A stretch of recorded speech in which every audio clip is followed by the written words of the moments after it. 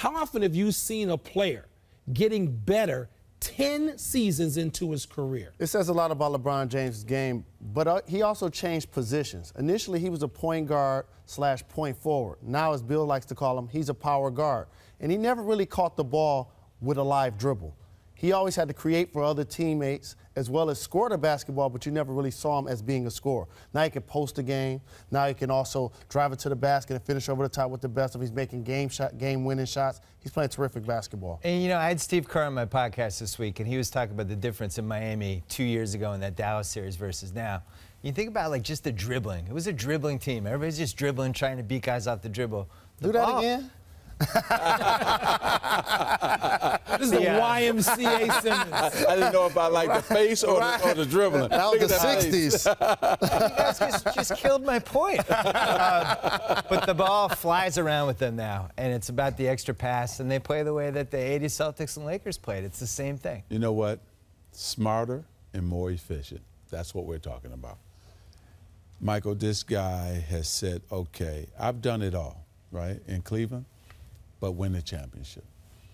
Let me get with Akeem. Let me go work on my game.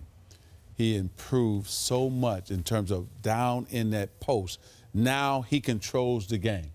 Nothing happens in Miami without LeBron James, whether he's passing, whether he's scoring, and he's doing that now, like Jalen said, from the post.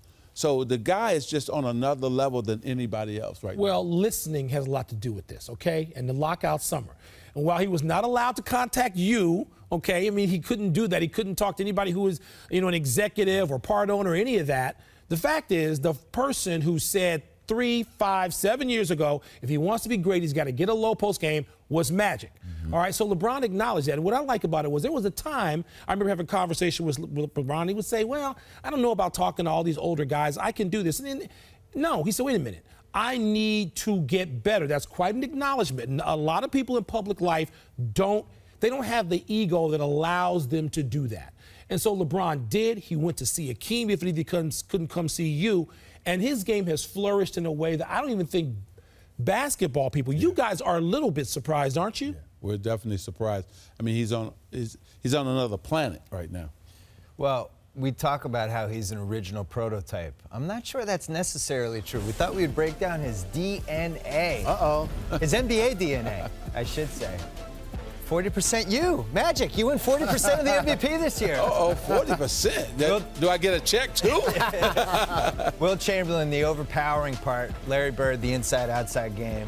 Obviously, for you, Magic, the vision, the height, the ability to play multiple positions. There's Scotty with the defense, the athleticism, the ability to guard 4 positions. Then finally, Michael, the alpha dog, which is the part that really I don't think. Do you think that was in his game until this year? That's the lowest that Michael Jordan has been on any chart ever in his life. Yeah, he's bad. Who made that up?